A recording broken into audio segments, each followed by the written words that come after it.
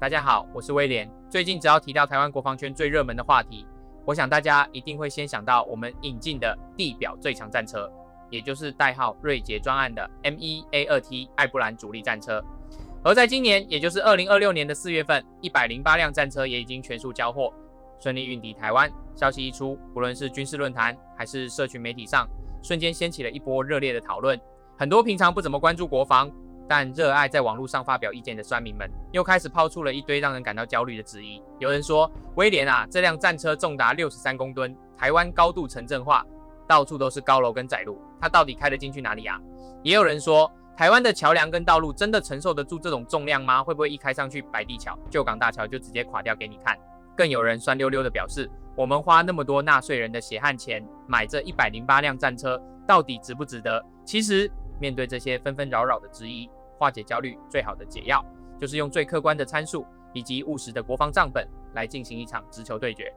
今天我们不讲那些空洞的口号，而是用最通俗易懂的方式，带大家彻底解密瑞捷专案背后的故事，看看这笔高达400多亿元的投资，到底值不值得我们买单。我们要探讨第一个重点是 M1A2T 战车的采购决策与其背后的战略考量。很多人会开玩笑说，我们现役的 CME 勇虎4还有美制的 M60A3 不是擦一擦补一补还能动吗？为什么要花这么多钱买全新的战车？这句话听起来好像很有道理，但现实往往是残酷的。很多装备真的不是单靠我们保修兵拼拼凑凑修修补补就能继续在现代战场上帮大家保命的。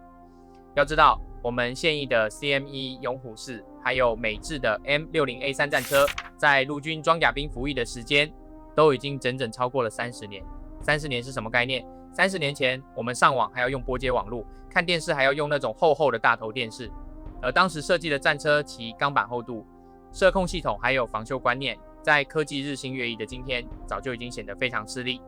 在现代化的防卫战术中，如果我们依旧只依赖旧世代的2代战车，不论是在装甲防护力上还是在火力输出、列歼效能上，都已经很难在复杂的环境下有效捍卫我们的防线了。为了解决这个跨世代的战力断代，国防高层在经过精密的兵器推演与评估后，于2019年正式启动了代号瑞捷专案的采购计划。这项计划编列了高达新台币405亿2415万元的持续预算，向美方采购108辆客制化生产的 M1A2T 主力战车。这份采购案不仅仅是一纸合约，更是我们陆军地面装甲部队迈向数字化、现代化的起跑线。在建军规划的战略构想中，北台湾是政治、经济与交通的核心枢纽，有着非常关键的战略地位。引进 M1A2T 的核心目的，就是要在北台湾重塑一支极具机动性与打击力的重装甲部队，在滩岸防线与关键防区建立起强而有力的不对称作战效能。不过，这项金额庞大的采购案，在国际与台湾本地的军事学界也引发了非常多的讨论。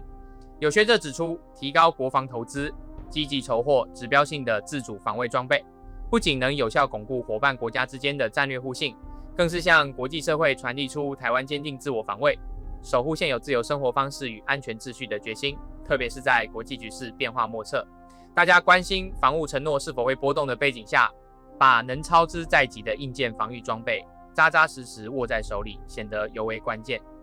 但是部分军事评论员，像是退役少将厉正杰，则提出了不同的担忧。他认为 M1A2T 的最初设计蓝本是美军为了在广袤无垠的沙漠、大平原地区实施高速、大纵深的突击作战而设计的。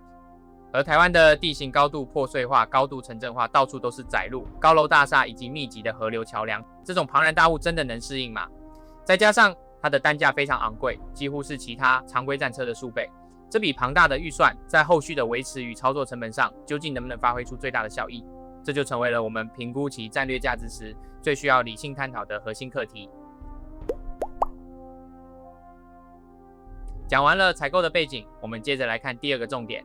这108辆 M1A2T 战车是怎么在过去这几年中一辆一辆来到台湾的？大家都知道，国际武器采购从来都不是一件容易的事。在瑞捷专案执行的这几年里，刚好碰上了全球供应链极度紧张、芯片短缺以及新冠疫情大流行等多重干扰，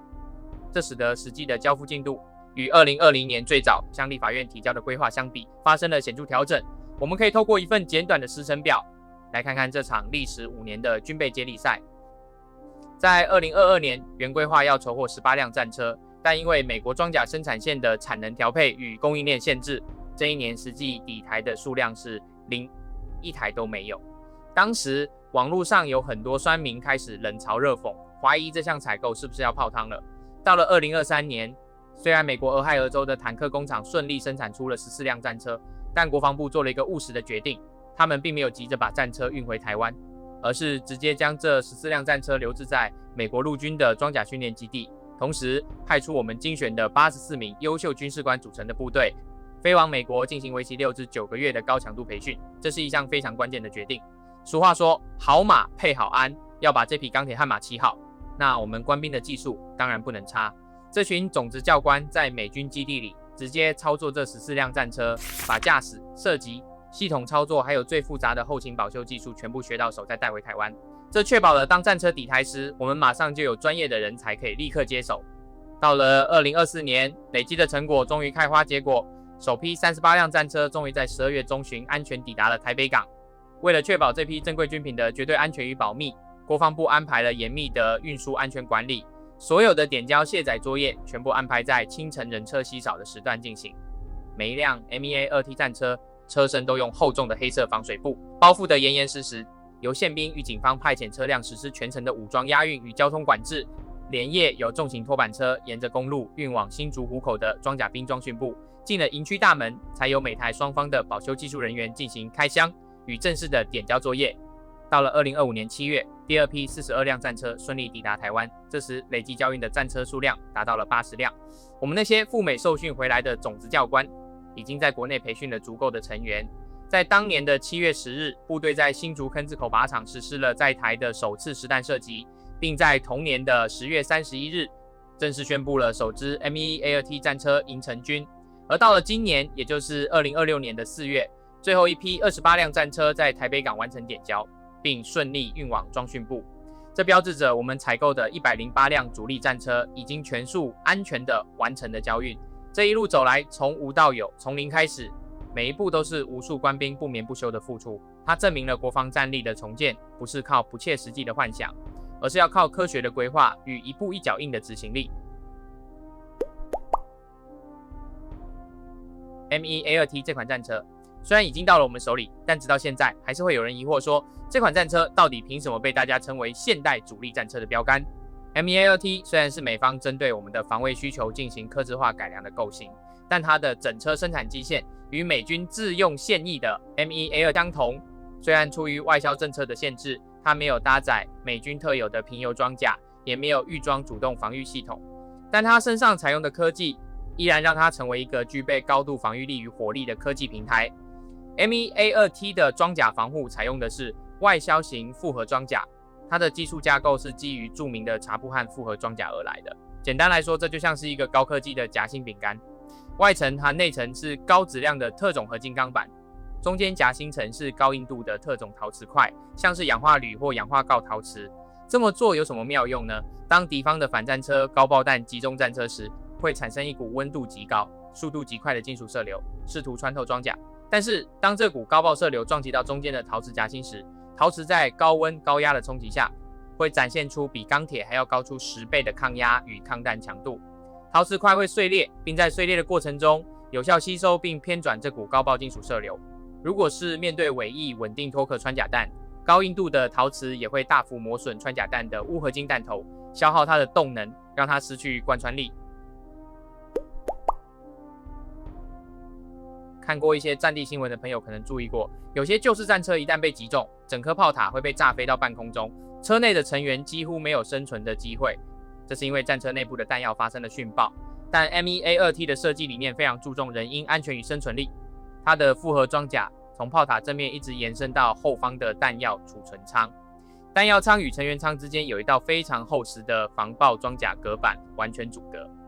而弹药舱的顶部也装有向外开启的特制泄压门。而且在车主人员塞弹药时，弹头都会朝向车尾方向摆放。一旦弹药舱不幸被敌方击穿并引发殉爆，燃烧产生的强大气流和爆炸压力会在瞬间冲开顶部的泄压门向车外释放出去，同时那道防爆隔板会牢牢保护住成员舱。防止火焰和高温波及车内的4名成员。这种保车更保人的安全防护，是现代主力战车在设计理念上的巨大跃升。除了以上这些亮点外，讲到战车，自然是要聊聊它的动力系统了。M1A2T 的引擎可不是一般的柴油引擎，而是一具高达1500匹马力的燃气涡轮引擎。这有什么不同呢？简单来说，这就像是把一具装在直升机或小型喷射机上的发动机，经过改造后直接装进了战车里。它搭配的自动变速箱，道路最高时速可以跑到67至70公里，加速性能灵敏，爆发力极强。另外，有些开大车的朋友一定知道，车子太大，倒车时死角真的非常多。旧款的 CME 或 M060A3 战车，驾驶在倒车时基本上要完全仰赖车长站在炮塔上大喊指挥，但 M1A2T 在车体后部增设了车后影像系统，让驾驶在狭窄的台湾街道、窄路或复杂地形倒车时能看清后方状况，大幅提升了行车的安全性。在这些性能基础之上，为了让 M1A2T 应对各种不同的战场威胁，陆军为 M1A2T 筹获了5种不同型号的弹药，让车组员可以根据目标性质实时切换。M829A1 尾翼稳定脱壳穿甲弹，俗称银色子弹，发射后会脱掉外壳，只剩下一根像标枪一样的重金属箭头，以极高的动能直接贯穿敌方战车的装甲。DM63 尾翼稳定脱壳穿甲弹，同样是动能穿甲弹，但它的内部设计经过最佳化，专门用来对付装备了现代复合装甲或反应装甲的目标，提供更稳定的远距离穿透效果。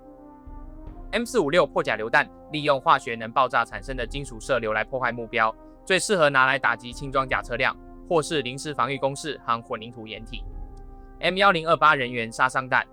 这款弹药非常特别，它简直就是安装在战车上的巨型霰弹枪，炮弹里面塞满了成千上万颗钨合金钢珠，一旦开炮，钢珠会在炮口前方呈扇形大范围喷射出去，